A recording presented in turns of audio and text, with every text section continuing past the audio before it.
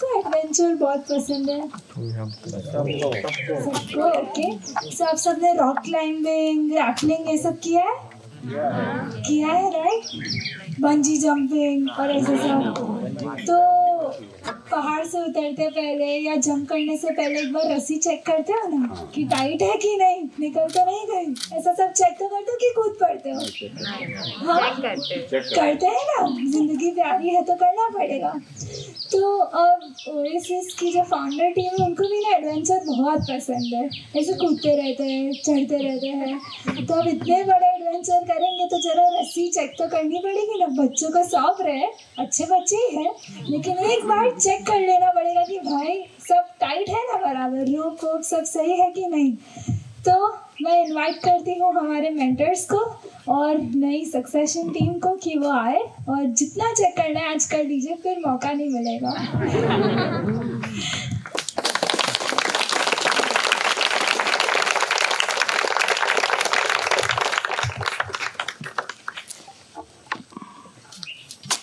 ये एक बहुत मज़ेदार सेशन रखा है हमने।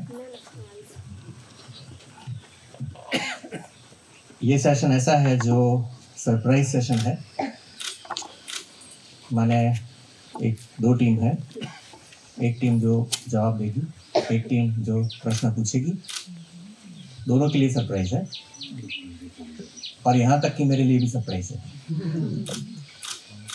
तो हम ये करेंगे कि ये जो पूरी हमारी कम्युनिटी है इसमें से हम कुछ लोगों को चुनना चाहते हैं जो तजुर्बे वाले हैं और जो बहुत शार्प और बाहर इम्तहान लेने वाले क्वेश्चन पूछ सकते हैं। तो मैं शिबा की हेल्प चाहूँगा कि कैसे चुने committee. So volunteers are also welcome. कौन ये कमेटी में रहना चाहेगा? हमारा गेम ये है कि काफ़ी सारे दोस्तों को पता है कि हमने succession plan last year announce किया है। सक्सेशन का मतलब ये होता है कि हम एक बहुत बड़ा एक्सपेरिमेंट कर रहे हैं।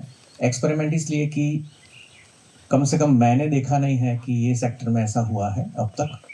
जैसे कॉमर्शियल कंपनीज चलती है वो 100-200 साल तक चल सकती है। हमारा ये 30 साल का जो तजुर्बा है, हमको ये लगा है कि न सिर्फ हमारे देश के लिए लेकिन दुनिया के लिए हम जो कर रहे हैं वो करना बहुत ज़रूरी है। ये बहुत सारे लोगों तक फैलना चाहिए। जब हम लंबा देखने की कोशिश करते हैं तो हमको ये भी पता चलता है कि बहुत सारी ऑर्गेनाइजेशन ऐसी होती है जहाँ कुर्सी पे से लोग हटते नहीं हैं आखिरी दम तक, दूसरे लोगों को तैयार नहीं करते हैं और फिर वो लोग जब जाते हैं तब पूरा ऑर्गेनाइजेशन हो या मूवमेंट हो या कोई भी अच्छी चीज़ हो वो टूट जाती है। तो हम ये कोशिश कर रहे हैं कि क्या हम ऐसा कर सकते हैं कि ये जो मूवमेंट है वो आने वाले 100 साल 200 साल तक चल सके। अभी जो हमारा काम है उसमें ऑलरेडी 2-3 जनरेशन शामिल है। माने हमारे बाद का, उसके बाद का, उसके बाद का 10-10 साल का डिफरेंस लो तो काफ़ी सारे जनरेशन शामिल है। और अब तक को हमने जितना भी एक्सपेरिमेंट किया, जितने भी हमने प्रयोग किए, उसमें से हमको लगता है कि बहुत अगर भरोसा किया जाए तो सचमुच ही तो भरोसे पे चलती, रिस्पेक्ट पे चलती, प्यार से चलती मूवमेंट है। तो ये हमारे जो ये प्रिंसिपल्स है, प्यार क्या है, रिस्पेक्ट क्या है सच्चा, उसका भी ये इम्तिहान है कि सचमुच ही हो सकता है कि नहीं। तो लास्ट ईयर हमने जब अनाउंस किया था तब उसको बहुत अच्छा रिस्पांस मिला था और हमने ऑलरेडी जिसको एम्पावरमेंट कहते हैं हमने करना शुरू कर दिया है। माने बहुत बड़ी बड़ी जिम्मेदारियां हमने ट्रांसफ़र की है और मुझे कहना चाहिए कि लास्ट ईयर का रिपोर्ट कार्ड ये है कि हमने माना था उससे काफ़ी अच्छी तरह से जो यंगस्टर्स है वो जिम्मेदारियां निभा रहे हैं और कई यंगस्टर्स तैयार भी है उसमें अपना लाइफ देने के लिए, कुछ साल देने के लिए, कुछ कंट्रीब्यूट करने के लिए। और उसके लिए हमने कुछ चुनौतियां रखी है। ऐसा नहीं है कि कोई भी आके जुड़ सकता है। सबसे पहले तो उसकी उम्र है 18 साल कम से कम होनी चाहिए। हम ये भी प्रीफर करते हैं कि या तो प्रोफेशनल एक्सपीरियंस आपको कहीं होना चाहिए, थोड़ा दुनिया में बाहर जाके कुछ काम किया होना चाहिए, या आपको कभी ना कभी, मैंने जब अभी बताया था, एक बार आपको कभी कुछ ठीक काम पे जाना पड़ेगा। क्योंकि जब तक इंसान बाहर जाके दुनिया नहीं देखता है तब तक वो तय नहीं कर पाता है कि कंपैरेटिवली मुझे कहाँ जाना है। आपके पास एक वैरायटी का एक्सपीरियंस भी होना चाहिए।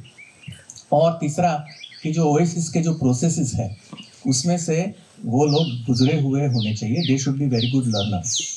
उनकी ज़िंदगी में उन्होंने खुद बदलाव लाया हो, उनकी ज़िंदगी, उनके आसपास वालों की ज़िंदगी या उनके हाथ से बहुत सारे बच्चों की ज़िंदगी बदली हुई हो, उनको खुद को ये एहसास हो, उनके हाथ में वो जादू आ गया हो, वही लोग इसकी नींव बन सकते हैं. तो मुझे बहुत आनंद है ये कहते हुए कि बहुत सारे लोग क्वालिफाई होते हैं इसमें और बहुत सारे लोगों ने तैयारी बताई है. ये प्रोसेस अभी सिर्फ शुरू हुआ है. ये 5 साल तक चलने वाला प्रोसेस है. तो मैं चाहता हूँ कि जो लोग आ रहे हैं यहाँ पे, जो लोग ये इसमें कंट्रीब्यूट करना चाहते हैं, प्रदान देना चाहते हैं, वो सचमुच मैच्योर है, क्या वो काबिल है, क्या उनमें क्लैरिटी है, क्या वो इमोशनल होके कर रहे हैं, पागलपन से कर रहे हैं, कि क्या कुछ सूझबूझ से कर रहे हैं. ये सब सवाल बहुत महत्वपूर्ण है और मैं चाहता हूँ कि हमारे जो तजुर्बे वाले लोग हैं, यहाँ बहुत सारे लोग हैं, वो लोग ये इन लोगों का इम्तिहान ले, इनको प्रश्न पूछे और आखिर में उनका जजमेंट भी सुनाए कि क्या अगर एक ही साल अगर वो ये हुआ हो, ऑफकोर्स अनुभव से आगे बात चलती जाएगी, लेकिन हम चाहते हैं कि एक रियलिटी चेक है वो हमको सबको मिलना चाहिए. तो I think we would like to choose the committee. Where is Yogesh भाई? I would like to make you the chairperson of this committee. आ जाइए. जो लोग हैं उनको सामने कोई एक साथ बैठना पड़ेगा. तो और वॉलंटियर्स भी हो सकते हैं. मैं चाहता हूँ वीरेंद्र भाई, आप भी being the most veteran, I think आपको भी ये कमेटी ज्वाइन करनी चाहिए. ये कमेटी जो हमारी है उनको हमको तालियों से उनका स्वागत करना चाहिए. ऑफकोर्स एक और चीज़ बता दूँ कि ये प्रश्न ऑडियंस में से कोई भी पूछ सकता है, ठीक है, लेकिन एक कमेटी को मैं एक जिम्मेदारी दे रहा हूँ कि उनको तो बराबर इम्तिहान लेना पड़ेगा. और हम लोग ऐसे ही इंसानों को चुन रहे हैं जो ये काम में बहुत माहिर है. और Govind, right? Where is Govind bhai?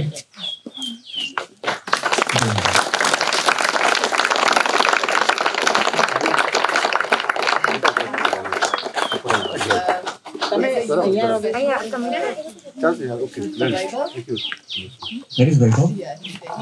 Very good. Please come. Yes. Please come.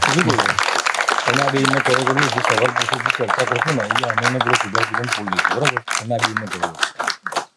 और एक महिला रिप्रेजेंटेटिव.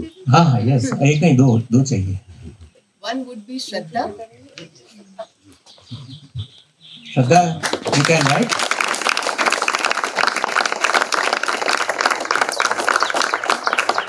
ओके.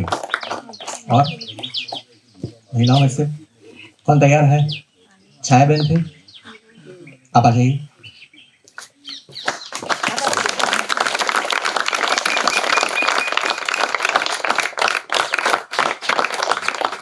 ओके, मुझे लगता है पेरेंट्स है हमारे साथ बहुत सारे, उनके भी रिप्रेजेंटेटिव्स होने चाहिए. तो पेरेंट्स में से जिसको भी इंटरेस्ट हो कमेटी में बैठने के लिए प्लीज आ जाइए. एक मम्मी भी चाहिए. सबसे बोलने वाली मम्मी कौन थी? सबसे प्रश्न पूछने वाली मम्मी कौन है?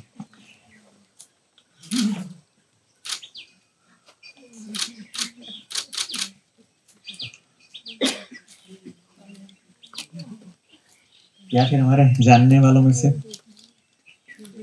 You want to be there? You have to ask tough questions, okay? Okay.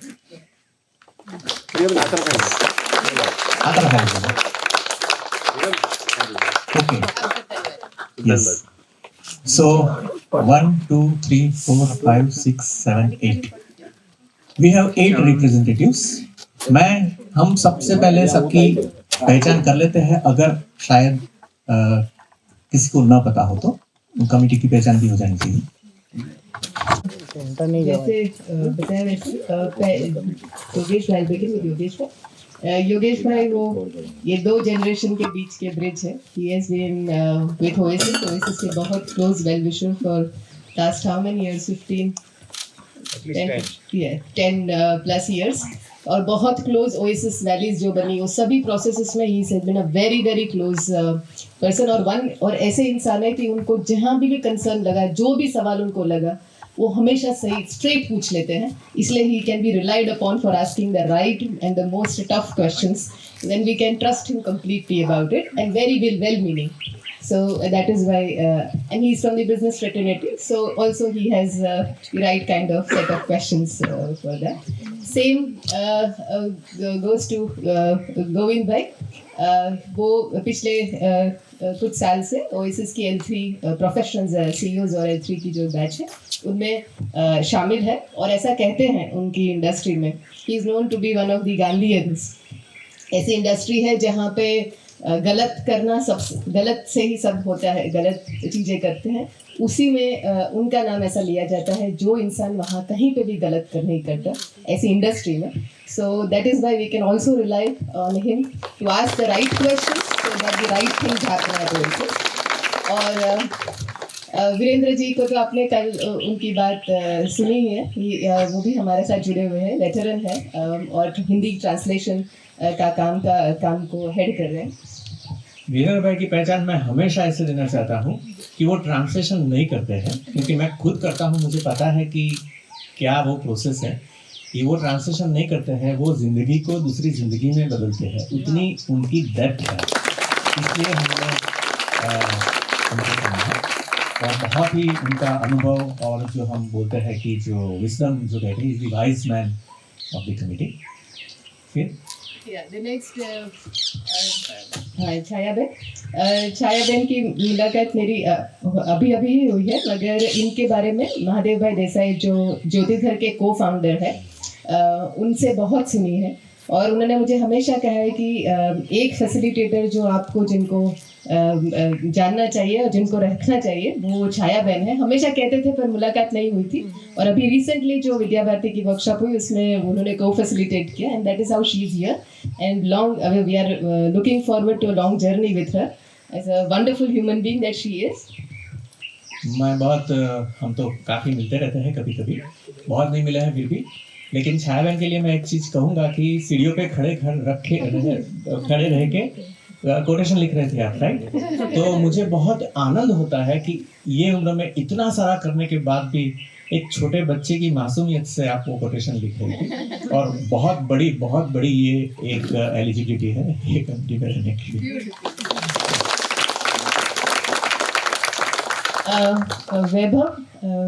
वैभव की मेरी मुलाकात कश्मीर में हुई थी, और ही इज़ IIT करने के बाद प्राइम मिनिस्टर्स का जो फेलोशिप है रूरल डेवलपमेंट का, उसका फेलो था.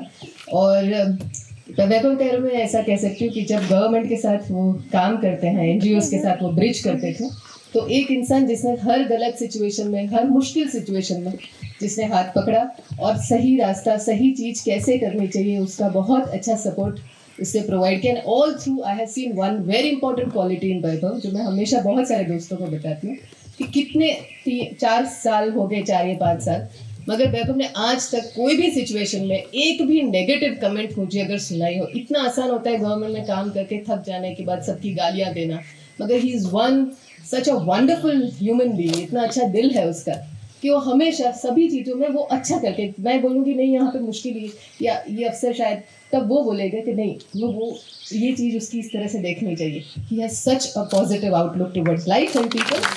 Thank you so much for being a wonderful. या और Shraddha is part of Oasis already. Ahmedabad की वो रीजनल सीरियलिस्ट है, पर साथ में वो बहुत ही कॉम्पिटेंट प्रोफेशनल है. She has been the CEO of one of the industries in Ahmedabad.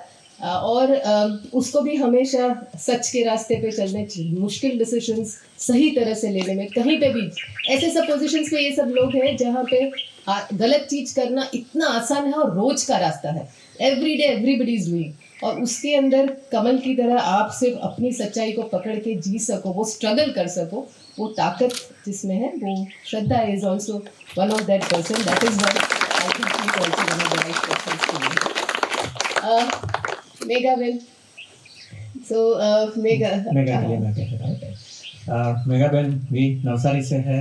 She is also a parent, very much involved with our activities, had a very bright daughter also.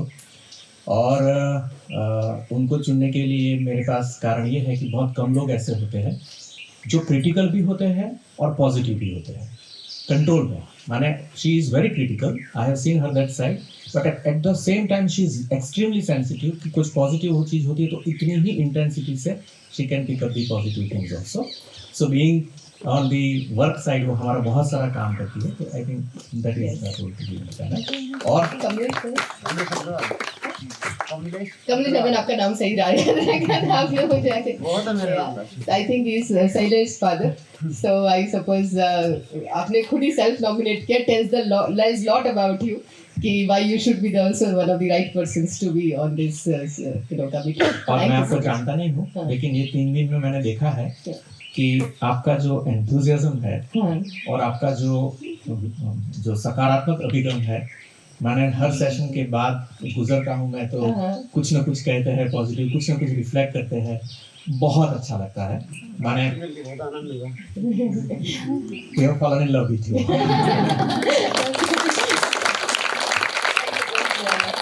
So as I said, मैंने पहले कहा वैसे ये committee की तो जिम्मेदारी है question पूछने की, हर तरह के क्वेश्चन, मैनेजमेंट के क्वेश्चन, फाइनेंस के क्वेश्चन, लीडरशिप के क्वेश्चन, वर्क का क्वेश्चन, क्वालिटी का question, you can ask any question. और क्वेश्चन किसको करना है तो आई थिंक जिन लोगों ने अपने आप को नॉमिनेट किया है, जो लोग इसको आगे ले जाना चाहते हैं, उन लोगों को सबसे पहले मैं इनवाइट करता हूँ कि वो लोग इधर आ जाए. विनीत, जय, यस, आत्मजा, शैलेश.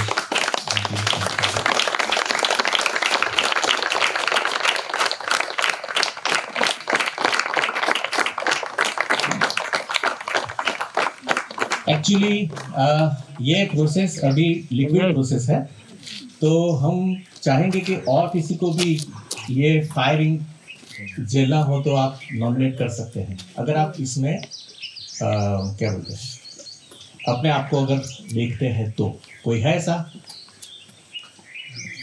वैष्णवी, ओके. और कोई?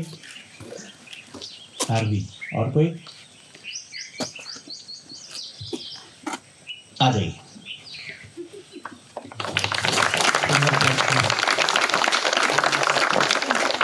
एक मेरी कुर्सी ले लीजिए, एक नीचे भी बैठ जाएंगे. मैं अंपायर हूँ, रेफरी हूँ. सो आई थिंक मैं चाहता हूँ कि जितना हो सके इतने ज़्यादा प्रश्न पूछे जाए. तो keep your questions very pointed, brief. और आपको भी रिक्वेस्ट करता हूँ कि आपके जो उत्तर है वो जितने हो सके इतने ब्रीफ में दिए जाए ताकि ज़्यादा डायलॉग हो सके. Okay, over to you.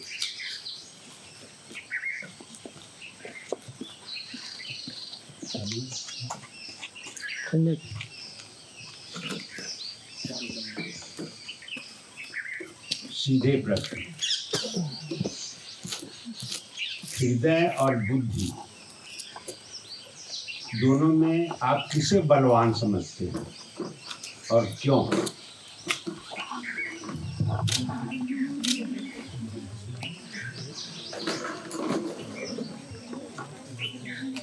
सबके लिए ना? हाँ, सबके लिए सबके लिए. आप बारी बारी उसका जवाब दे सकते हैं. आपका टीम वर्क है, आप जो भी जवाब देना है दे टीमवर्क सकते हैं. है.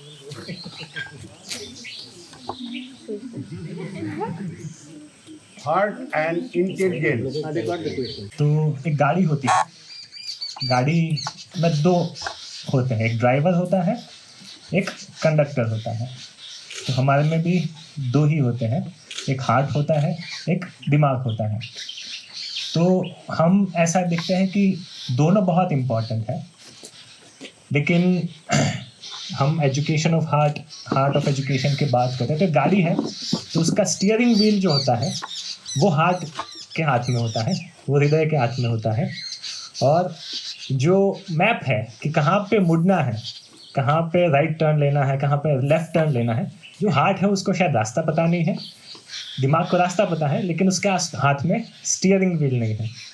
तो दोनों के बगैर गाड़ी आगे नहीं चल सकती. तो हमारा ऐसा मानना है कि हार्ट यानी कि हम दुनिया में देखते हैं कि बहुत सारे इंटेलेक्चुअल लोग भी होते हैं इंटेलेक्चुअल शब्द बाहर की दुनिया में मैं भी पहले इंटेलेक्चुअल वर्ड को बहुत अच्छा गिनता था ओएसिस में आने से पहले, लेकिन जब भी हम वो इंटेलेक्चुअल की ज़िंदगी में जाके देखते हैं तो वो जो चीज़ें वो सिखाते हैं वो शायद वो उन्हीं की ज़िंदगी में प्रैक्टिस नहीं होती, वो सही जगह पे उनका इंटेलेक्चुअलिज्म अप्लाई नहीं होता।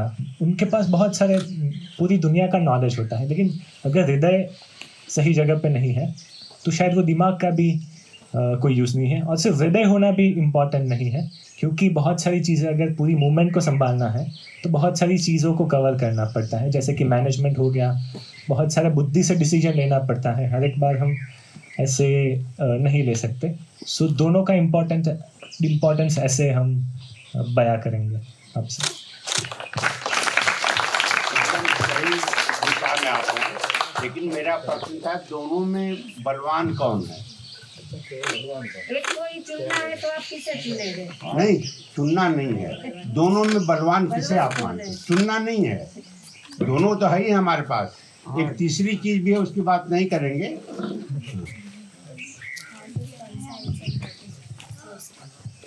हार्ट कंसेंसस से। और क्यों का आंसर बाकी है। क्यों का आंसर वाई।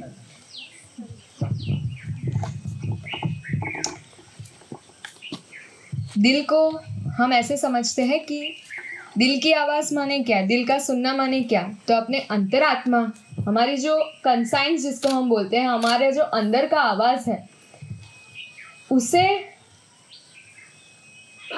सुनना हमारे लिए ज़्यादा महत्व का है।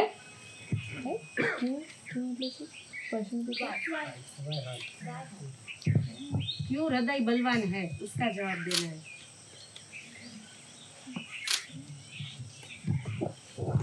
यस, तो इस सवाल के लिए पहले तो इंट्रोस्पेक्टिव सवाल के लिए था।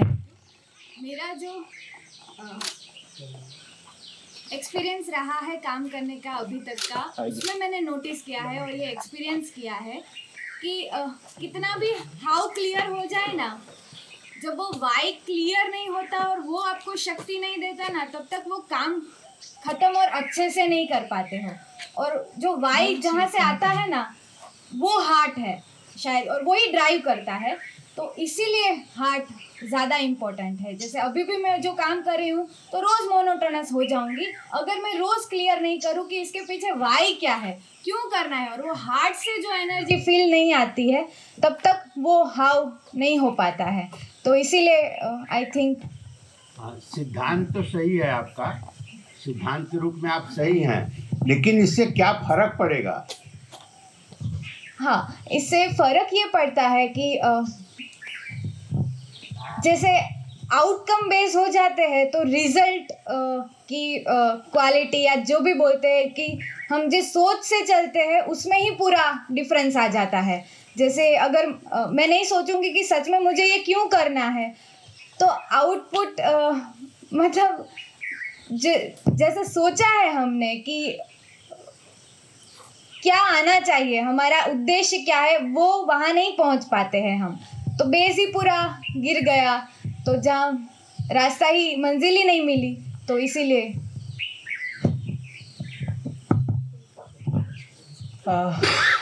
मैं एक कहानी से और उससे एक बताना चाहूँगा। मैं जब कभी भी एक कोई छोटा सा सेशन लेने जाता हूँ या एक छोटी सी कोई छोटा सा कोई कैंप लेने जाता हूँ, तो जब मैं दिमाग से सोच रहा हूँ तो मैं ऐसा सोचूंगा कि मुझे कितने नंबर्स माने कितने लोगों को कितने सेशंस लेने हैं, कौन सी जगह पे ज़्यादा काम हो रहा है, कौन सी जगह पे हम ज़्यादा कितना एक्सपांशन कर रहे हैं, कितना ज़्यादा हम कर रहे हैं, उसमें कितने पैसे की ज़रूरत है, इसमें कितना हमें मैनेजमेंट करना पड़ेगा, क्या क्या करना पड़ेगा। ये जब मैं दिमाग से सोचता हूँ तो मैं ऐसा सोचता हूँ, और जब सेशन लेने के लिए मैं दिल से जाता हूँ, दिल से सोचता हूँ, तो दिल से ऐसा निकलता है कि मैं ये जो भी सेशन ले रहा हूँ, जो भी कुछ कर रहा हूँ छोटा बड़ा, उसमें मैं उनको क्या दे रहा हूँ, उन बच्चों को मैं क्या पास ऑन कर रहा हूँ, उनको क्या फीलिंग दे रहा हूँ, उनको कौन सी चीज़ मैं दे रहा हूँ। देने की जो बात होती है वो हार्ट से आती है और जो पाने की बात होती है वो माइंड से आती है। सो इसीलिए मुझे ऐसा लगता है कि हार्ट को फॉलो करना ज़्यादा ज़रूरी है। हार्ट को फॉलो करना जरूरी है, वो तो सही आप दिशा में हैं। मैं पूछ रहा था कि क्या होगा अगर आप हार्ट की जगह ब्रेन से को फॉलो करें। हाँ, वही बोल रहा हूँ कि हार्ट की जगह पे हम ब्रेन यूज़ करेंगे तो हम ऐसा कर लेंगे कि ये इंस्टीट्यूट है वो ज़्यादा प्रॉफिट करेंगे आप। हाँ, ज़्यादा प्रॉफिट करेंगे, ज़्यादा लोगों तक ऐसा बता सकते हैं कि हम ज़्यादा नंबर्स बढ़ा रहे हैं, ज़्यादा जगह पे पहुंच गए हैं। बड़ी इंस्टीट्यूट है, उसमें ज़्यादा डोनेशन लाके मतलब बहुत ही प्रोफेशनल कर दिया है। बट वो जो प्रोफेशनल हो गया, लेकिन ये जो हमारी फील आ रही है एनुअल रिट्रीट में अभी, वो जो है वो माइंड की वजह से नहीं आ रही, वो हार्ट की वजह से आ रही है। सो वो चीज़ अगर हम माइंड में होगा तो प्रोफेशनल ऐसे बन जाएगा, बट वो जो फील आ रही है, वो जो अनुभव हम कर पा रहे हैं वो नहीं होगा। थैंक्स, आपको पता सब है, उसके लिए केवल शब्द आप नहीं ढूंढ पा रहे हैं, जानते आप सब लोग, इसमें कोई दो राय नहीं। जो लाइवनेस है आपकी, जो जीवंतता है आपके आउटपुट की, वो खत्म हो जाएगी अगर हार्ट नहीं रहेगा। यस, सो आपने जो बोला ना उसमें छोटा सा अभी उन्होंने जवाब दे दिया। दूसरे सवाल पे जाते हैं और मैं एक कंडीशन ऐड करता हूँ कि आपको एग्जाम्पल्स बहुत सारे नहीं देने हैं। पहला क्वेश्चन, जो सवाल है उसका सीधा जवाब दीजिए, राइट? क्योंकि जब आप एग्जाम्पल देने की कोशिश करते हैं तो आप कंफ्यूजन बता रहे हैं आपका। अगर कंफ्यूजन नहीं है तो सीधा सीधा जवाब दीजिए, अगर पूछे तो ही एग्जाम्पल दीजिए, ठीक है? मेरा प्रश्न है, आप लोग वहाँ स्टेज पर बैठे हुए हो, सक्सेशन में आपको कुछ मिला है, आप उसको गिफ्ट समझ रहे हो, आप उसको एलिजिबिलिटी समझ रहे हो, ये क्या है और क्यों सक्सेशन? ओरिजिनली संजीव भाई का, शिपाबेन का या जो भी ओएसिस के फाउंडर्स है उनका ये ड्रीम था, इस तरह से मूवमेंट करने, इस तरफ से ले जाना है। अभी वो लोग हट रहे हैं। ये ड्रीम आपका तो है नहीं, आपने एक्वायर किया है या तो आपने इनहेरिट किया है, ओरिजिनलिटी नहीं है।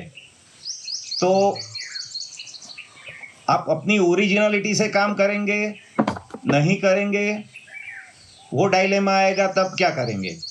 और डू यू बिलीव कलेक्टिवली या तो इंडिविजुअली कि आप इसके लायक हो?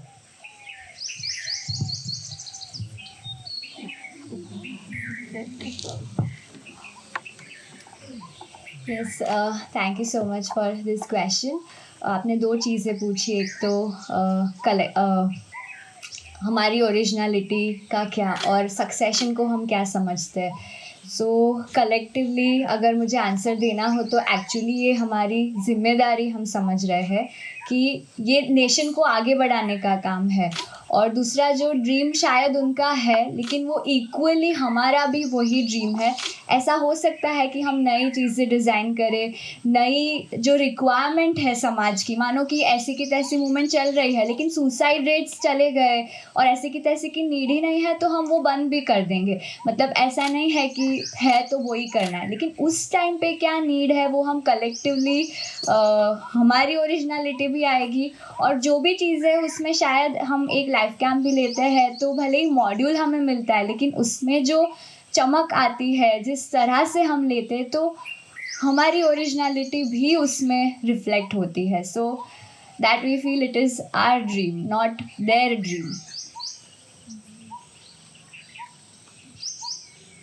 एंड ट्रस्टीशिप बोलो या फिर आप जो भी बोलो, वो एक चीज़ मैंने सीखी है कि वो बाहर से ऐसा लगता हो कि वो प्रिविलेज है या वो कोई ऐसी चीज़ है, सत्ता है या ऐसा कुछ है, लेकिन वो बहुत बड़ी एक रिस्पॉन्सिबिलिटी है कि जिसमें हमारे भरोसे पे इतने सारे लोगों की, वो लोग, ये सिर्फ सत्ता नहीं है, ये उतने सारे लोगों की होप है, रे है कि उनको भी ऐसा है कि समाज में कुछ अच्छा परिवर्तन आना चाहिए। वो उन लोगों का वो जो होप है वो फुलफिल करने की एक बहुत ही बड़ी रिस्पॉन्सिबिलिटी है, मैं ऐसा समझता हूँ। ये कोई सत्ता नहीं है जिसमें हमें 8 घंटे काम कर रहे हैं तो 12 घंटे काम करना पड़ेगा, जिसमें हम 12 छुट्टी ले रहे हैं तो 4 छुट्टी लेनी पड़ेगी, जिसमें हमें बहुत सारी चीज़ें हम जितना कर रहे हैं उससे बहुत ही ज़्यादा करना पड़ेगा। ये चीज़ मैं समझता हूँ। आत्मजा ने जो बताया मैं समराइज करूँगा। ये ड्रीम आपका इवॉल्व होना चाहिए, आपका खुद का बनना चाहिए। डिज़ाइन कोई भी हो, डिज़ाइन इवॉल्व होती रहेगी, प्रोसेसेस होती रहेगी, इवॉल्व होता रहेगा, लेकिन आपका भी इवोल्यूशन इसमें 100% होना चाहिए।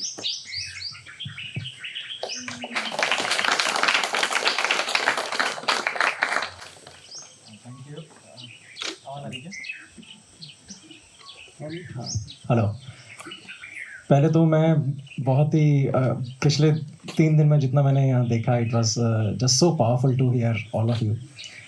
तो मैं डायरेक्ट क्वेश्चन पूछता हूँ क्योंकि अभी मेरे माइंड में चल रहा है। अभी मेरे एक फ्रेंड का मैसेज आया था ग्रुप पर, तो वो कुछ फ्रेंड्स के साथ कल रेस्टोरेंट में गया गुड़गांव में, एंड वहाँ रिसेप्शन वाले ने पूछा कि आप लोग कपल्स हैं क्या? तो उसने बोला एक गे कपल है और एक स्ट्रेट कपल है। रिसेप्शनिस्ट ने उसे गाली दी बहुत गंदी, और उनसे कहा हम ऐसे लोगों को नहीं अलाउ करते, और उन्होंने निकाल दिया। And that was a very high end restaurant. मेरा आपसे क्वेश्चन है कि there are lot of people because of their identities, चाहे सेक्शुअल आइडेंटिटी हो, जेंडर आइडेंटिटी हो, और maybe other identities, who are in pain in this nation. My question to you is, which are these communities, different communities, what you can think of, because of their identity, उनकी पहचान की वजह से वो आज परेशान हैं, पूरी तरह इंक्लूडेड नहीं है, या फिर किसी भी तरीके से समाज में परेशानियां झेलते हैं। उनको एक तो पहले कौन है वो, अगर आप आइडेंटिफाई कर सकते हैं, और दूसरे आप as a leader of this movement आप क्या करेंगे कि वो लोग, उनका दर्द कम हो, या फिर वो किस तरीके से इंक्लूड हो सके समाज में। Thank you. To understand your question, हम कंफर्म करना चाहते हैं कि हमने बराबर समझा है कि नहीं। यानी आप ऐसा बोल रहे हैं कि आइडेंटिटी की वजह से जो लोग कॉन्फ्लिक्ट में हैं, और वो कोई भी हो सकती है, जेंडर आइडेंटिटी भी हो सकती है, काफ़ी सारी लड़कियों को भी ऐसा होता है कि मैं लड़की क्यों हूँ, तो वो भी हो सकता है। और इस टाइप की जो भी आइडेंटिटी का मेरे दिमाग पे जो चल रहा है, यस, तो वो सारी आइडेंटिटी से जो लोग पीड़ित है, उनके लिए हम क्या करेंगे जिससे कि उन्हें वो आइडेंटिटी को छोड़ के वो बाहर निकल पाए और अपने आप को एज ए ह्यूमन देख पाए।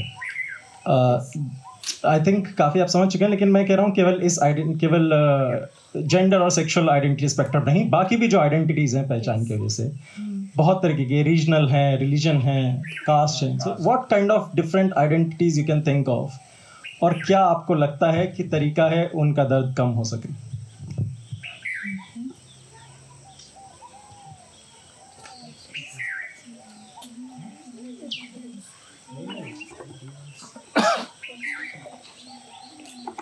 So first thing you want from us is, आप पहली चीज़ ऐसा चाहते हो कि हम वो आइडेंटिटी, वो जो लोग हैं उनकी आइडेंटिटीज बोले कि what we can think of, like you said, religion, region, etc.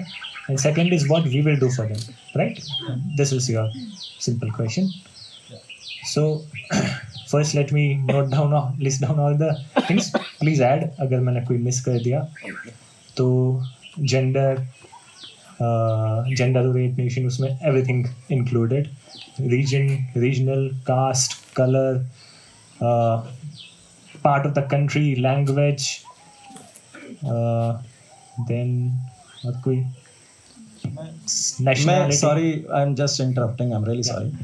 मैं आपको बेसिस नहीं पूछ रहा हूँ आइडेंटिटी का, किस बेसिस पे वो है, मैं पूछ रहा हूँ कौन सी आइडेंटिटीज हैं which you think are disadvantaged. How to help? No, the first part of the question is, आपने बताया किस the basis of identity, right? Religion, region, language.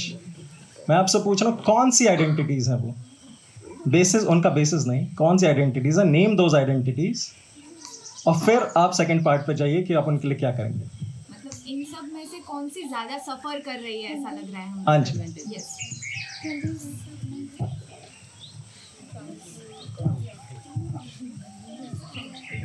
वैभव ने आपको एक जनरल क्वेश्चन पूछा है। वो पूछ रहे हैं कि इंडिया में कौन से सेक्शंस ऐसे हैं जो पीड़ित है स्पेसिफिकली। आर यू अवेयर कि इंडिया में कहाँ कहाँ कितने लोगों को, कौन कौन से ग्रुप्स को पेन है? ये तो कैटेगरीज हुई, बट कैन यू से specifically?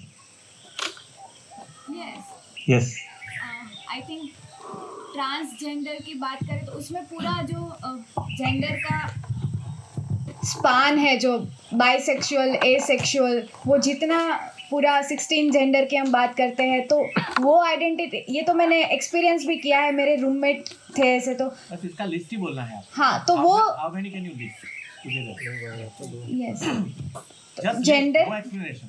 Yes, are you aware about how many such identities are suffering in our country? Yes gender, फिर कास्ट को लेके जो डिस्क्रिमिनेशन, व्हिच कास्ट से स्पेसिफिकली? दलित कास्ट जो हम बोलते हैं। हाउ, ऐसे बताइए। यस, मतलब ऐसे नाम बोलना है ना। लाइक विधवा औरतें होती हैं तो वैसे हैं, फिर हाँ विधवा औरतें हो जाती हैं, फिर उनके जो प्रॉब्लम्स होते हैं वो कोई सॉल्व नहीं कर पाता। फिर दूसरी होमलेस, माने जो बुढ़े हो जाते हैं, उनका भी कोई उनकी भी एक एज हो जाती है, उनके बाद उनको दूसरे माने वृद्धाश्रम में डाल देते हैं बहुत सारे पेरेंट्स को। सो होमलेस जो मजदूर वर्ग है, जो एक्चुअली जिनके पास घर नहीं है, वुमेन एम्पावरमेंट की हम बात करते हैं तो वो तो ऑलरेडी कास्ट में है। माइक वगैरह ना बोले, माइक पे बोले।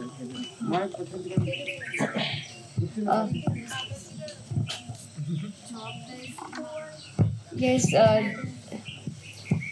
फिर कॉन्फ्लिक्टेड जोन्स है, जैसे कश्मीर है, असम है, वहाँ पे लोग सफ़र कर रहे हैं। फार्मर्स है, वो लोग सफ़र कर रहे हैं। आदिवासी नक्सलवादी जो एरियाज है, बस्तर एरियाज हम जिसको बोलते हैं, महाराष्ट्र छत्तीसगढ़ के जो एरियाज है,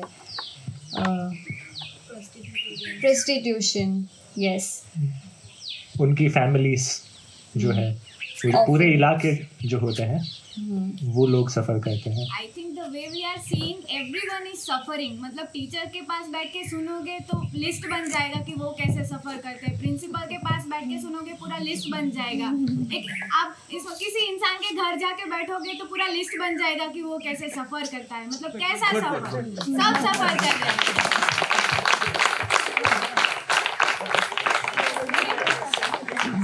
Students. And the most important ones they are suffering is students. और उसी के लिए तो काम कर रहे हैं। एंड ये सारे इश्यूज चाइल्डहुड से ही डेवलप होना स्टार्ट होते हैं, एंड देन शायद ये आइडेंटिटी में भी पार्टीशन बनना शुरू होते हैं।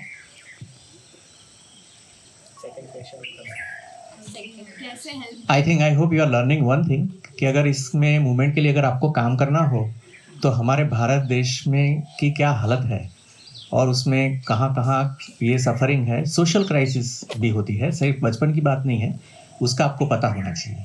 सो I think you can note it down and yes, वो अवेयरनेस होनी चाहिए। और वो आप पढ़ोगे, सोचोगे, if you are acquainted with whatever is happening in our country तो पता चलेगा। विजिट्स भी करनी पड़ेगी, जाना भी पड़ेगा सच्चाइयाँ देखने के लिए, ठीक है। But you can move to next part. आप पूछ लो पहले।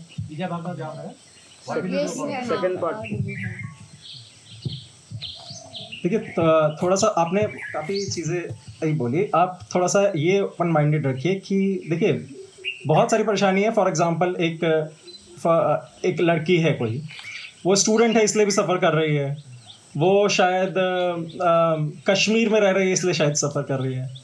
मैं कह रहा हूँ बिकॉज ऑफ आइडेंटिटी वो क्या सफ़र कर रहे हैं। वो आप जैसे आपने जेंडर में आइडेंटिफाई किया कि females for example, they are suffering not just because कि वो कहाँ पर हैं, just because they are female, and then if they are in another identity and that adds into suffering. आप समझ रहे हैं? ये जो लेयरिंग है सोशल, ऐसे तो सभी सफ़र कर रहे हैं, जितने भी इंसान दुनिया में आए हैं सब सफ़र कर रहे हैं, but because of their identity एक मेजॉरिटी और जो माइनॉरिटी का पावर डायनेमिक्स है, आप समझ रहे हैं, वो उस चीज़ की, उस पर आप थोड़ा ध्यान दीजिए, जितना आप पढ़ सकें, जितना लोगों से मिल सकें। और मैंने जो देखा अपने एक्सपीरियंस से, बेस्ट तरीका यही है कि you live with as much as people possible. आप अपने ग्रुप में देखिए, अगर आपको नहीं पता उनके बारे में, इसका मतलब आपका ग्रुप पूरा रिप्रेजेंटेटिव नहीं है, ठीक है? तो आप किन लोगों के साथ हैं, किन लोगों के साथ हैं, if you are able to experience their pain, वो तभी होगा जब आप उनके साथ रहें। Thank you.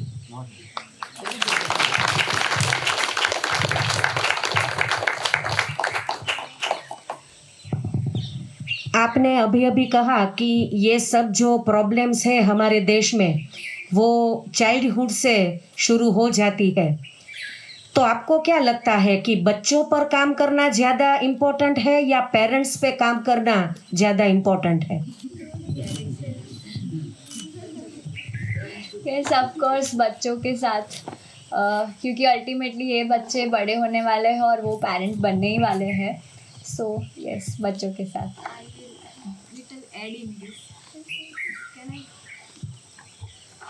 ये एक्चुअली कल के सेशन में भी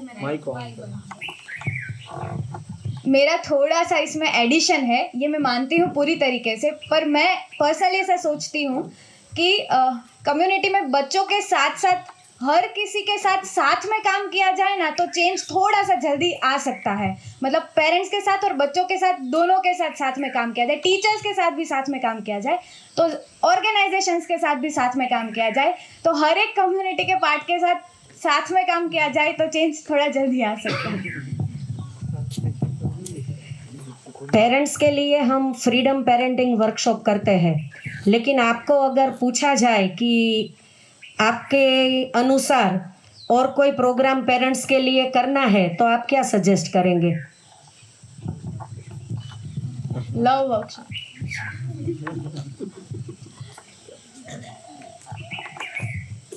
आई वुड सजेस्ट डायलॉग सिखाना चाहिए सभी पेरेंट्स को। दैट इज़ व्हाट बिकॉज हम बहुत सारी जगह पे देखते हैं, या बहुत सारे ऐसे अनुभव है बहुत सारे बच्चों के कि इंस्ट्रक्शन मिलती है, या तुझे यही करना पड़ेगा, तुझे यही करना है, ऐसा ही करना है, कोई ऑप्शन नहीं है। इस तरह से नहीं होना चाहिए। दोनों पक्ष को समझ के, बच्चा भी अगर कुछ बोल रहा है तो ऑफकोर्स बच्चा है तो वो गलत बोल ही सकता है, इसमें कोई ना नहीं है, लेकिन उस बच्चे को समझाना, वो भी प्यार से, वो डायलॉग एक सिखाना चाहिए, जो शायद हम फ्रीडम पेरेंटिंग में भी सिखाते हैं। That is the most important thing, listening.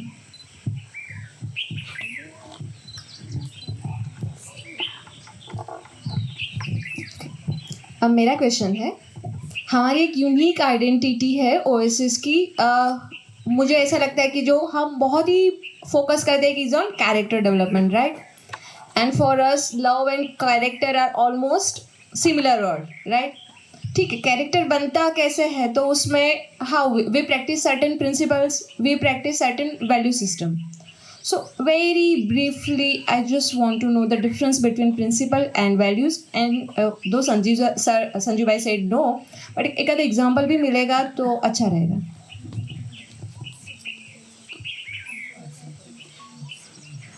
yes, so principal, पहले तो जो अंडरस्टैंडिंग है that we want to clear, और फिर एग्जाम्पल।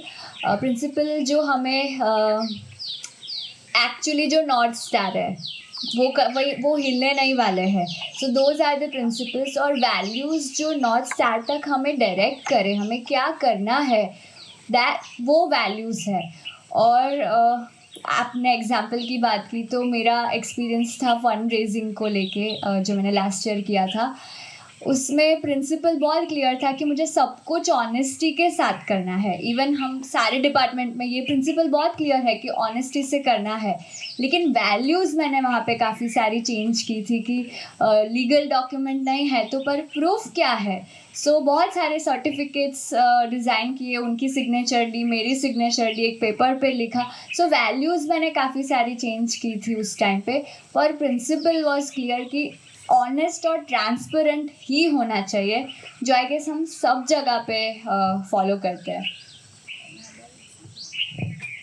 ठीक है, उसमें थोड़ा सा आगे specific, corruption is a very big issue in our company, in our country, right? Okay, in corporates also we face this dilemma each and every day.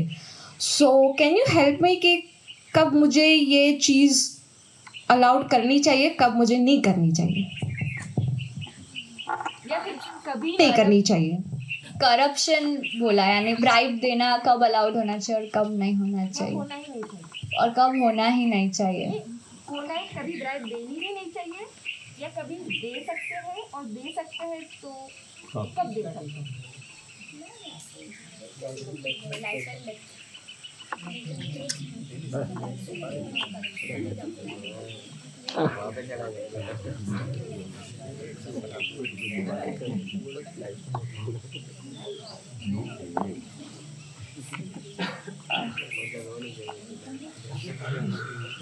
Bribe और corruption नहीं ही होना चाहिए, this is what we believe. और फिर वो कोई भी कंडीशन हो, कुछ भी हो, हम रास्ते निकाल ही सकते हैं, यानी ऐसा हमें लगता है, क्योंकि इंस्टीट्यूट भी जब हमारी बनी थी, जो हमारे फाउंडर मेंबर्स ने भी हमारे साथ शेयर किया, तो वी हैव, वो हमारी हिस्ट्री है कि हमने कोई भी जगह पे ब्राइब नहीं दिया है, एंड वी स्ट्रांगली बिलीव कि नहीं ही होना चाहिए।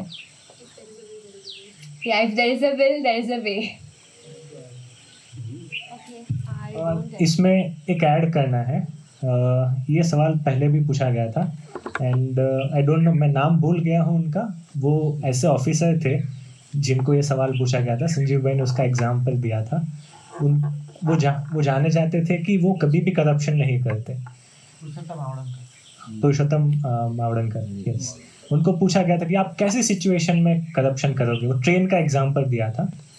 तो उस समय उन्होंने बोला था कि अगर मेरी माँ को अभी हॉस्पिटल लेके जाना पड़ेगा, अगर वो नहीं पहुँच पाई तो उसकी डेथ हो जाएगी, और टीसी आके हमें मांगता है कि आप टिकट के पैसे दो, करप्शन करो, ब्राइब दो, तभी जाके मैं आपको टिकट दूंगा। तो वो सिचुएशन में उन्होंने बोला था कि हम करप्शन, तो मैं ब्राइब दूंगा। सो ये दिस इज एग्जाम्पल। वैसे ही नेवर, उन्होंने पूरी लाइफ अपनी कभी करप्शन नहीं किया था, और ऐसी सिचुएशंस बहुत कम आती है कि जब लाइफ एंड डेथ का सिचुएशन हो, जब नहीं करने से किसी की ज़िंदगी पे कुछ आँच आने वाली हो, है ना। सो वो ऐसी सिचुएशन में, that is subjective, of course ये बहुत सब्जेक्टिव टर्म है, सो इसको डिफाइन नहीं कर सकते, जनरलाइज नहीं कर सकते, बट ऐसी सिचुएशन में होना भी हो सकता है। That is my personal way, I don't know about. And actually मेरी समझ ऐसी है कि अगर हमें ब्राइब नहीं देनी है, राइट, सो अगर हमें देनी है ब्राइब, अगर हमें देनी है तो भी वो पूरे जो भी ग्रुप है, वो पूरे ग्रुप को एक कंसेंसस, बिकॉज सबके पास कॉन्साइंस है, खुद का सबका अंतरात्मा है, सो वो सब लोग कन्विंस हो वो चीज़ से, तो फिर हम शायद सोचेंगे, माने ऐसी कोई सिचुएशन हो तो भी सबकी उसमें अनुमति, माने सबकी उसमें कंसेंसस होनी चाहिए, सिर्फ किसी पर्सनल पॉइंट ऑफ व्यू से कोई भी डिसीजन नहीं होना चाहिए मेरे हिसाब से। So I summarize, like Audi and Atmaja said, no for, right, never ever kind of thing. जय का कहना है कि जो पुरुषोत्तम मावलकर जी ने कहा है, ऐसे हमें we have to judge according to situation, right? हाँ. We have to find out, like we don't have to judge according to situation. We have to find unless solution. and until there is some very big crisis. अगर नहीं करेंगे तो macro level पे नुकसान होगा, not at micro level और personal level, then we can take exception. So for other than us, right? खुद के अलावा किसी और को नुकसान हो रहा है तो हमें करना चाहिए. This is your view. I'm just saying this is your view, this right? would be generalization. किसी और का नुकसान हो रहा है ऐसा नहीं मान रहा मैं. Macro is general about, so I'm just getting it. No, मैं बोल रहा था कि ऐसी सिचुएशन लाइफ एंड डेथ की सिचुएशन हो, that is what I said. Okay.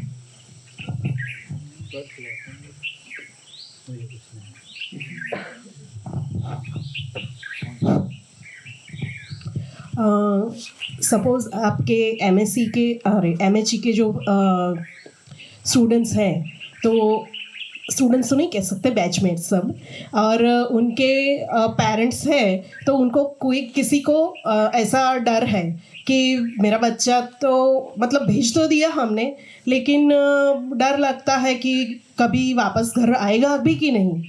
तो हो सकता है कि काफ़ी सारों को ये इश्यू हो सकता है, ऐसा मुझे लगता है। तो how you tackle it very seriously, means कि उनको तसल्ली हो जाए कि कुछ भी हो जाए वो आ जाएगा मतलब मेरे पास वापस। Is it possible?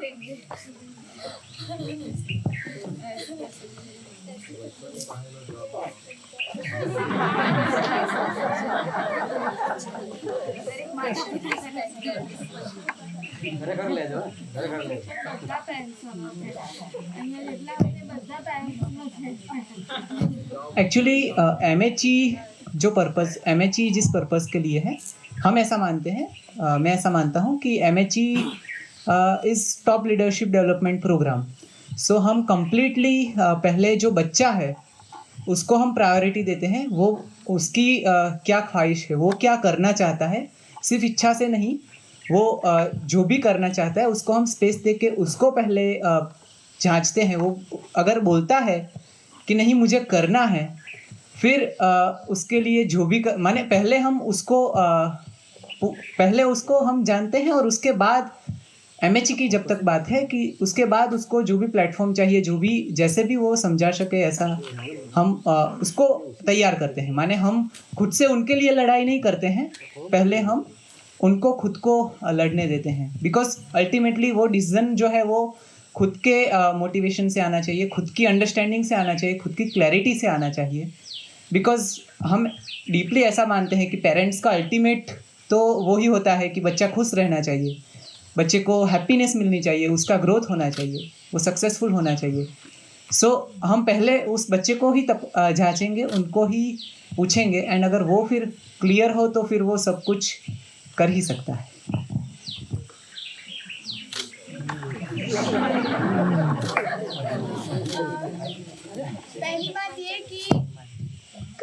पहली बात ये कि कभी भी बच्चा है वो माँ बाप से दूर नहीं होता। जो आपने बोला कि वो घर वापस आएगा या नहीं आएगा, वो ऐसी तो कोई बात ही नहीं है कि वो वापस आएगा या नहीं आएगा। लेकिन एक्चुअली सवाल ये है कि यहाँ पे हम बच्चों को ये भी सिखाते हैं कि आपको अपने पेरेंट्स को कितनी प्रायोरिटी देनी है। अपने पेरेंट्स का भी आपको सुनना है और खुद का भी सुनना है। ऐसा नहीं है कि पेरेंट्स को आपको छोड़ देना है, क्योंकि पेरेंट्स का भी अपनी लाइफ आपको जन्म दिया है, तो पेरेंट्स का भी हमें थैंक यू हमेशा से ही कहना है। तो ऐसा कुछ भी नहीं है कि 2 साल बीत गए और बच्चा नहीं आया। वो बच्चा आपका ही है, वो आपके पास ही ज़रूर आएगा। लेकिन अभी उनको जो करना है उसके लिए वो थोड़ा आपसे दूर गया है। शायद आपको ऐसा लगता है कि आपको ऐसा भी लगता है कि वो आएगा या नहीं आएगा, लेकिन जो भी कर रहा है वो अपने सच्चे दिल से कर रहा है और वो आपके लिए ही कर रहा है। इतना पेरेंट्स को मैं बोलना चाहती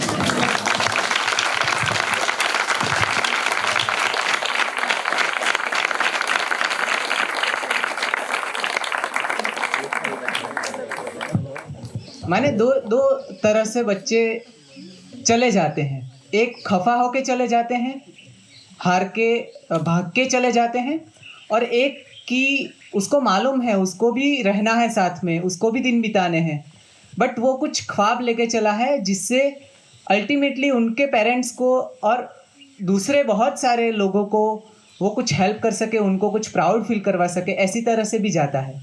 सो ये डिफ़िकल्ट चीज़ है, बट ये ही ट्रूथ है। माने वो कैसे जा रहे हैं वो ज़्यादा इम्पोर्टेंट है। बस एक लाइन ऐड कर दूं, फिजिकली वापस आए ना है, मन से तो दिल से तो वापस आ ही जाए। वो साथ में ही रहते हैं। और जर्नी के दौरान ऐसा भी होता था कि हमें भी ऐसा लगता था कि नहीं मुझे बात नहीं करनी है, लेकिन मेंटर्स या हमारे जो भी फैसिलिटेटर है वो समझाते हैं कि बेटा क्यों बात नहीं करनी है, सब हमें कभी भी भागना नहीं है, हमें सामना करना है, वो हमारे पेरेंट्स हैं। सो ये बात है, तो भागना तो सिखाने वाले ही नहीं है, और वो तो पकड़ के रखना है, जो भी है वो। इसमें थोड़ा ऐड करूंगा जो वैष्णवी ने बोला। बहुत सारे पेरेंट्स हैं, इनकी ज़ुबान पे से छीन लिया एक क्वेश्चन, ऐसा बोल सकते हैं, जो आपने पूछा है। तो कोई भी पेरेंट होता है तो उनको डर होता है कि वैसे इसमें बेच दिया तो बच्चा वापस आएगा कि नहीं आएगा, ऐसा होता है, जनरल बिलीफ हो गया है। लेकिन मैं सभी पेरेंट के दिल से ये सवाल पूछना चाहता हूँ कि ओएसिस को साइड पे निकाल दो कि आपका बच्चा ओएसिस में है नहीं है। आप सभी ने ये महसूस कभी ना कभी कहीं ना कहीं पे किया होगा कि वो ओएसिस का एलिमेंट साइड पर रख के ओएसिस का डिसीजन क्या है, वो बच्चा आपको ज़्यादा समझता होगा, आपको ज़्यादा सुनता होगा, आपको ज़्यादा रिस्पेक्ट देता होगा, है ना, आप ज़्यादा रिस्पॉन्सिबल बना होगा। कोई भी पेरेंट दिल पे हाथ रख के ऐसा नहीं बोल सकता। मैं दावे के साथ कह सकता हूँ कि ऐसा नहीं हुआ होगा। ऐसा एक भी एमएचई क्या एमएसएल क्या जो भी बच्चे यहाँ पे बैठे हैं उनके घर पे ऐसा नहीं हुआ होगा। ऐसा मैं दावे के साथ बोल सकता हूँ कि ऐसा हुआ होगा कि हर एक बच्चा ग्रो हुआ होगा, अपने पेरेंट के साथ वो रिलेशनशिप बिल्ड करने की कोशिश की होगी, उनको सुनने की कोशिश की होगी, उनको समझने की कोशिश की होगी। वो इसमें है नहीं है वो डजेंट मैटर, बट हर एक पेरेंट ने ये महसूस कभी ना कभी कहीं ना कहीं पे ज़रूर किया होगा। ये मेरा आंसर है आपसे।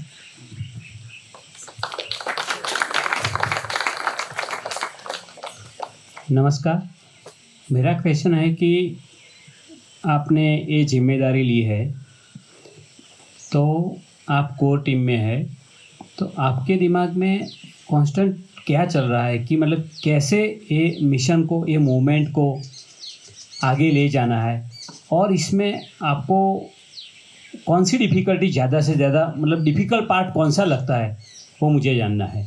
Which part is more difficult, कि आपको लगता है कि ये पार्ट हमारे लिए, ये मूवमेंट को ले जाने के लिए ये पार्ट हमें बहुत डिफ़िकल्ट लगता है, ये हमें जानना है।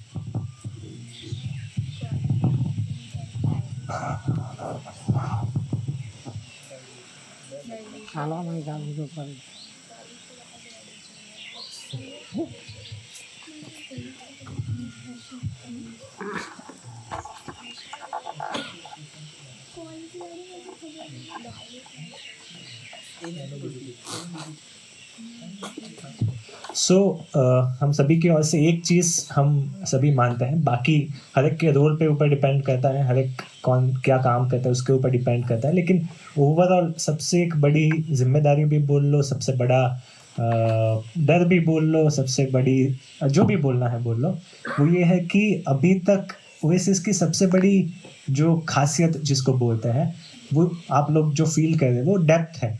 यानी हम जो क्वालिटी के साथ काम करते हैं, इंसान के दिल में जाके, डेप्थ में जाके हम काम करते हैं, हर एक जगह पे वैल्यूज़ के साथ काम करते हैं, चाहे वो छोटे से छोटा 1 रुपया भी क्यों ना हो, 1 रुपये का ज़ेरॉक्स भी क्यों ना करवाएं हम, तो हर एक जगह पे वो डेप्थ, वो वैल्यूज़, वो हार्ट, वो प्योरिटी हर एक जगह पे होती है।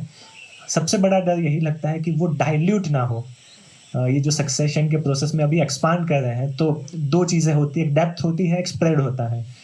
तो स्प्रेड में जो डेप्थ है वो कम नहीं होनी चाहिए। शायद शुरुआत में थोड़ी बहुत हो, लेकिन वो परमानेंट नहीं होना चाहिए। वो उसके बाद पूरा पहले जैसा था उससे भी बढ़कर आगे आना चाहिए। तो ये सबसे बड़ा हमको लगता है। और दूसरी ये बात कि इंसानों के साथ काम करते हैं, ह्यूमैनिटी के साथ काम करते हैं, तो ऐसा बहुत सारा डर भी लगता है कि मेरी वजह से, मतलब हम लोगों की वजह से किसी की लाइफ बर्बाद नहीं होनी चाहिए। जो खिलनी चाहिए वो खिलनी चाहिए। सो ये बहुत ही बड़ी जिम्मेदारी भी लगती है और ये बहुत ही बड़ा डर भी लगता है कि ये हो पाएगा या नहीं हो पाएगा। तो ये डिफ़िकल्टी सब लोग हम फेस कर रहे हैं अभी।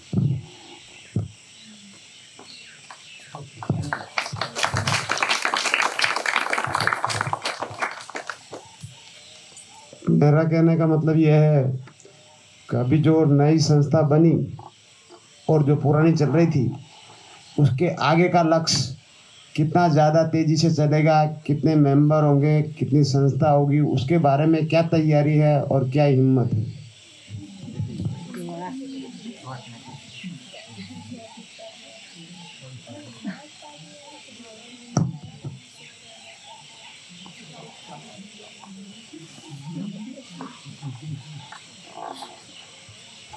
सो हम सबका कलेक्टिव आंसर ये है कि हिम्मत में हमें कोई डाउट नहीं है।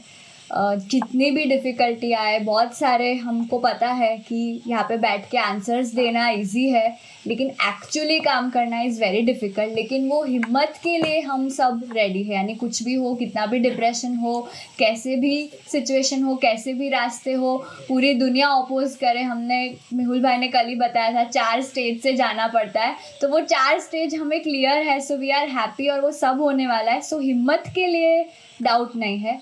प्रिपरेशन जो आप बोल रहे हो उसमें हम प्रिपेयर कर रहे हैं, अभी हमारा प्लानिंग चल रहा है। सो मे बी थोड़े टाइम के बाद हम आपका इसका अच्छे से आंसर दे पाएंगे कि क्या किस लेवल पे हम जाएंगे। एक्चुअली हमारी अभी जो फर्स्ट प्रायोरिटी है वो जितना ये टीम कर रही है, जितनी अच्छी तरह से कर रही है, जितनी डेप्थ से कर रही है, वो पूरा उसको समझना है, उसको सीखना है, उसके लेवल पे एक बार चलाना है और उसके बाद फिर उसको कैसे हम आगे ले जाएं वो सोचना है। हमें सिर्फ 6-8 महीने ही हुए हैं, 6 महीने ही हुए हैं शुरुआत किए, और ये जो चीज़ है उसको हमें पहले समझना है, पहले सीखना है, एंड देन उसके बाद हम कैसे करेंगे और क्या जंप लेंगे, क्या आगे जाएंगे, वो प्लानिंग करना है। सो आई थिंक यस। तो संजय भाई ने 5 साल हमें जी। सो संजय भाई ने 5 साल का सक्सेशन प्लान किया है। तो अभी तो हम सीख रहे हैं, लेकिन डेफिनेटली ये बोल सकते हैं कि आफ्टर 5 ईयर्स हम उस जगह पे तो होंगे कि हम ये टीम ने जो किया है वो इतने अच्छे से लेके, यानी ये टीम आंखें बंद करके वैकेशन पे चली जाए, ये हमारा ड्रीम है कि कहीं पे भी नहीं होना चाहिए। आप लोगों ने जो भी शेयरिंग किया ड्यूरिंग द सेशंस, उसमें एक चीज़ बाहर आई कि आप लोगों को ऐसी फीलिंग आती है और एक्सपीरियंसेस होते हैं कि मुझे अपने पैरों पर खड़ा रहना है, और आप अपने पेरेंट्स की भी चिंताएं समझ सकते हो कि बेटे आप खुद पहले कमा के देखो, फिर आगे की बात करना, इस तरह से अगर जीना है तो। आप लोगों को पता है, आप लोगों को आप लोग कई चीज़ें इनहेरिट कर रहे हो, जैसे कि वैल्यूज़, सिस्टम्स, इंस्टीट्यूट, पूरा सेटअप आपके लिए बना पड़ा है और आपको उसमें आगे काम चलाना है। इस सबको चलाने के लिए फाइनेंस की ज़रूरत होती है। शिबा दीदी और उनकी टीम आपके लिए बहुत बड़ी नहीं, लेकिन एक तिजोरी छोड़ के जाने वाले हैं। चेकबुक और बैंक अकाउंट्स है आपके पास। आपकी क्या टाइमलाइन है कि वो सब चीज़ों को कब आप कट ऑफ करना चाहते हैं और सेल्फ सस्टेन आप कब से हो पाएंगे? आपका क्या विज़न है, कितने सालों में? एक्चुअली माने कितने समय में करना है वो तो हमने भी अभी तक डिस्कस नहीं किया है, वो अभी कर रहे हैं। बट ऐसा है कि हमें जल्दी से जल्दी वो चीज़ भी करनी ही है, ताकि हम, और इसमें भी हमें ऐसा भी मालूम है कि ये बहुत डिफ़िकल्ट है, और हम करने ही वाले हैं। कितने समय में करने वाले हैं वो हमें पता नहीं है, हम भी वो भी एक्सप्लोर करना है हमें। बट हमें जल्दी से जल्दी ये चीज़ भी उनके हाथ में से लेनी है, वो बर्डन भी हमें उनके कंधों से उठाना है। और एक चीज़ हमने सोल में जो सीखी है वो एक बहुत बड़ी चीज़ है, शिबा दीदी ने सिखाई है। जो पैसे फंड रेज नहीं करना है, माने फ्रेंड रेज करना है, हमें हाथ रेज करने हैं। सो ये चीज़ है, कैसे करना है, कितने साल में करना है वो हमने अभी तक डिसाइड नहीं किया है actually. So we can not answer that immediately, but yes we need to think about it also, and we will think for sure. And specially 5 years का सक्सेशन है, तो एक्चुअली हमारे पास उतना ही टाइम है। सो आइडियली तो हमें वो उस 1 साल में पॉसिबल हो तो 1 साल में ले लेना है, लेकिन आइडियली इट इज़ 5 years है तो 5 years में वो आना चाहिए। बट अगेन अगर हमें कहीं पे भी लग रहा है कि हमें हेल्प चाहिए और हम कोलैप्स हो रहे हैं, तो एक्चुअली हमें हेल्प तो मिलने वाली है। हम ये नहीं बोलेंगे हमें पैसे ला के दो, पर कैसे लाना है, क्या करना है, क्या वैल्यू है, that we can take from our team. So yes, for the planning के लिए या जो values है, so yes, एक सबसे vision बड़ी के लिए भी we Okay, need sorry. that time for vision. सबसे बड़ी चैलेंज आप लोगों के सामने ये रहेगी, आप एक्सपांशन के मोड में ही रहेंगे। कई चीज़ आपके लिए नए नए चैप्टर्स खुलेंगे, यहाँ भी काम करना है, वहाँ भी करना है, तो बेस में फंडामेंटली फाइनेंस की ज़रूरत होगी कोई भी एक्टिविटी के लिए। आपको हमेशा इसके लिए तैयार रहना पड़ेगा कि वो कहाँ से जनरेट कर पाएंगे। और सब क्वेश्चंस जो भी हुए, मॉरल क्वेश्चंस हुए कि कहाँ कहाँ कॉम्प्रोमाइज़ करेंगे, कहाँ कहाँ नहीं करेंगे, वो चैलेंज आपके सामने ही रहेगी, आपको मिरर सामने ही रखना पड़ेगा। Yes. Without finance you can not do anything. Yogesh ji, आपने बहुत अच्छी बात बताई। और एक्चुअली जब खुद पे आता है ना, तो वो कंधे इतने मजबूत हो ही जाते हैं कि अभी लेना ही पड़ेगा। तो मेरे पास एक छोटा सा एग्जांपल है। मैं 12th स्टैंडर्ड में या फर्स्ट ईयर कॉलेज में थी, उसी टाइम पे हमने नई ऑफिस ली थी और उस टाइम पे हमने सोचा था कि एक्सपेरिमेंट करते हैं कि ऑफिस हम ही चलाएंगे। एंड उस टाइम पे मुझे रिस्पॉन्सिबिलिटी दी थी कि ऑफिस का जो खाने का बजट है वो आप लाओगे, अदरवाइज़ हम भूखे रहेंगे। एंड एट दैट टाइम जो दिमाग चला था कि पूरी कम्युनिटी को खाना खिलाना है, मैं क्या करूं, और ऐसे ऐसे आइडियाज़ निकल के आए थे। उस टाइम पे कोई एक्सपीरियंस नहीं था, कुछ नहीं था, लेकिन विदिन 10 days मैंने 5000 का स्पॉन्सरशिप लाई थी खाने के लिए। सो ऐसा नहीं है, आई गेस हमारी सबकी वो कैपेसिटी है कि जब आता है ना, तो अभी शायद हमें डर लग रहा है, लेकिन जब आएगा तो हमारे में से एक भी जन ऐसा नहीं होगा कि छोड़ देंगे कि अब नहीं हो रहा है तो जाने दो। सो ऐसी नौबत तो नहीं आएगी कि भाग जाए। यस, असल में हमने सबसे एक साथ पूछा, फिर भी मैंने ऑब्जर्व किया कि अच्छा वैदे ही, हाँ वैदे ही, और अच्छा आत्मजा के बीच में जो भाई बैठे विनीत, हाँ ये जवाब में कहीं गुफ्तगू में भी शामिल दिखाई नहीं पड़े। तो वो अकाउंट का मतलब ये नहीं कि खाली जो है लिख देना और उसको संभाल लेना, आपको इन चीज़ों से भी अवेयर रहना है। इसलिए जब आप किसी जो जितने प्रश्न पूछे गए थे उसमें किसी पर जिसको जो प्रश्न आपको याद हो उसके बारे में आप अपनी बात जो है कहें, जो भी प्रश्न याद हो।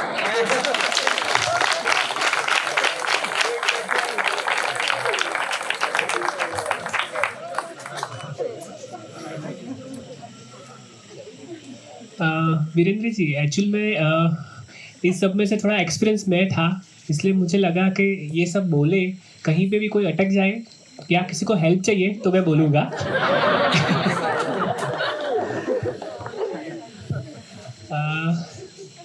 जो तसल्ली के लिए कोई एक जवाब किसी क्वेश्चन का जो है, हाँ नहीं मतलब आप सही सोच रहे होंगे, लेकिन हमारी तसल्ली के लिए, क्योंकि हमें जज करना है, इसलिए हमारी तसल्ली के लिए आप कोई भी एक प्रश्न का जवाब जो है अपना पॉइंट ऑफ व्यू जो है उसका बोलिए।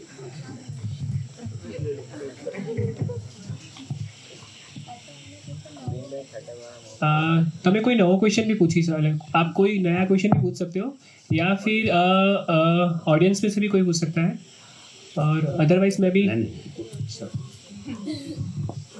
सभी पेरेंट्स को पेरेंट्स समाज में सक्सेस का पूरा डेफिनेशन डिफरेंस है। इधर हम वैल्यूज़, हृदय, एजुकेशन ऑफ हार्ट वो सब सुनते हैं और ये अपने जीवन में लर्निंग करने की कोशिश करते हैं। हम एक अलग स्पेस में है अभी। तो जो पेरेंट्स आए हैं वो कल या परसों घर पे जाएंगे, तब उनको बोलेंगे कि आपकी बेटी या बेटे का शादी और सामाजिक लाइफ के लिए क्या है, तो इसके बारे में आप लोगों ने क्या सोचा है? क्योंकि ये सभी पेरेंट्स को मतलब कि उनको तो आज इधर आए हैं ना, तो उनको विश्वास है कि मेरा बेटा एक सही जगह पे, जो जय ने बताया कि वो रिस्पॉन्सिबल बना है, रिस्पेक्टफुल बना है, रिलेशनशिप उसकी अच्छी बनी है, काफ़ी चीज़ ये ड्रीम इंडिया कैंप करता है तो भी फ़र्क आता है, MHE करे फर्क आएगा ही आएगा, इसमें कोई डाउट पेरेंट्स को भी नहीं होगा, वो तो मैं 2 दिन से अटेंड कर रहा हूँ तो, लेकिन इसके बारे में उनको भी समाज में रहना है तो उनका काका दादा कुछ ना कुछ तो बताते होंगे, तो उसके बारे में आप लोगों की क्या थॉट क्लैरिटी है वो हमें जानना है, clarity of thought regarding marriage. उनको शायद उनका कोई रिलेटिव होगा तो उनकी स्पेशल उनको जाननी होगी, वो मेरी कोई ऐसी रिक्वायरमेंट नहीं है।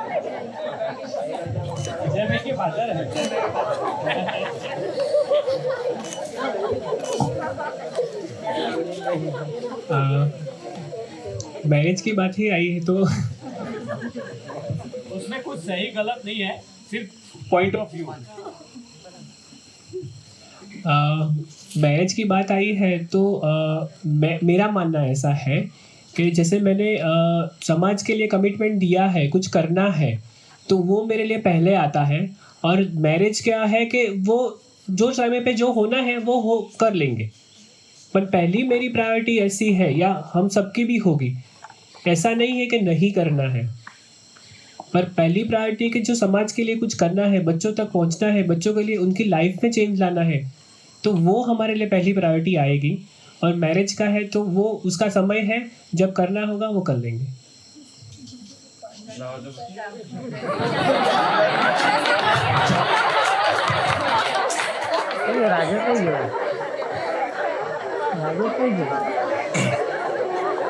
एक महापुरुष का कार्य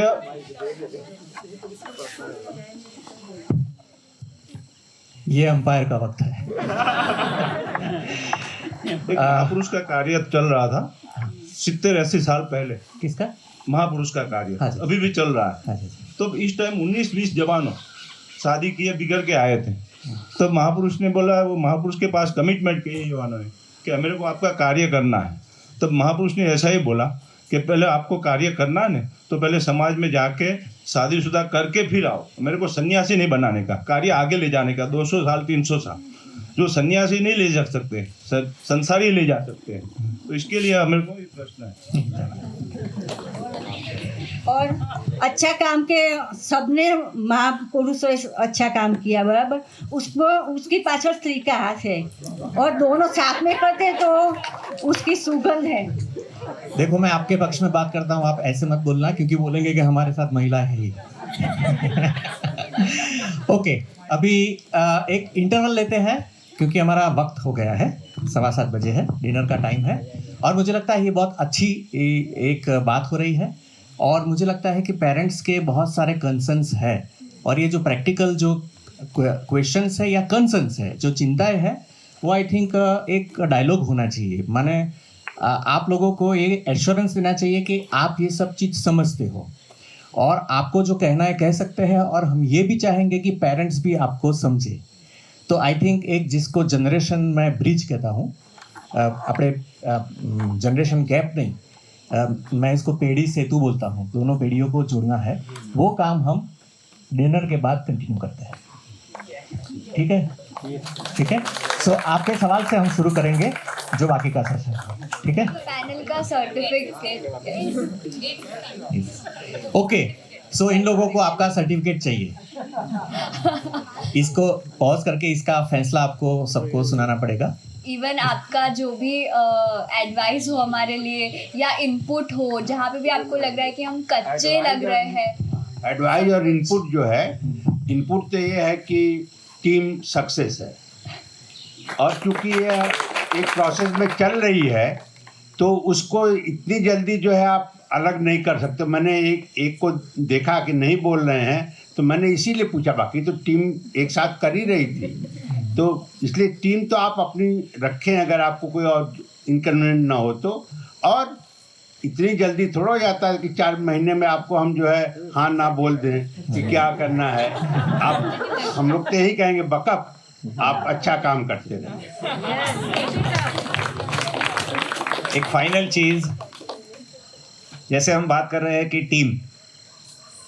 टीम में हमेशा एक कैप्टन होता है।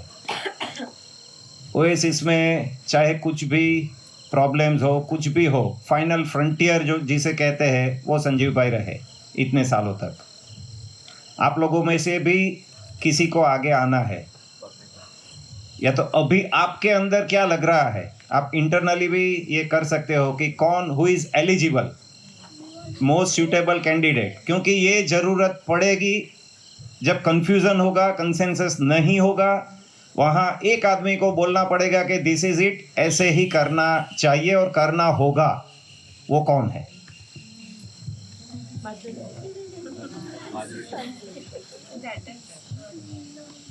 You want to answer that? नहीं समझा।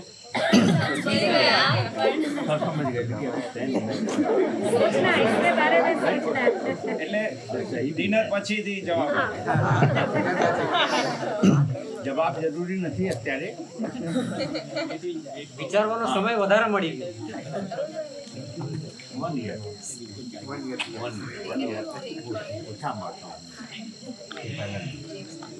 Okay, so I think on behalf of them also, और मेरी तरफ से भी मैं एक चीज़ कहता हूँ कि जो आपको जवाब चाहिए वो जवाब मैं दे रहा हूँ कि आप में ये हौसला है, ये हिम्मत है कि आप इधर बैठे हो, वो बहुत काफ़ी है। अगर आप सीखोगे, जो सवाल आते हैं वो सवाल का सामना करोगे तो धीरे धीरे सब होना ही है। जो भी इनके जो इशारे हैं वो इशारे आपके लिए इनपुट्स ही थे, जो प्रश्न थे वो सब प्रश्न आपके लिए इनपुट थे। और 2 दिन के बाद आपकी ट्रस्टीज मीटिंग है, उसके लिए आपको एजेंडा भी मिल गया काफ़ी सारा।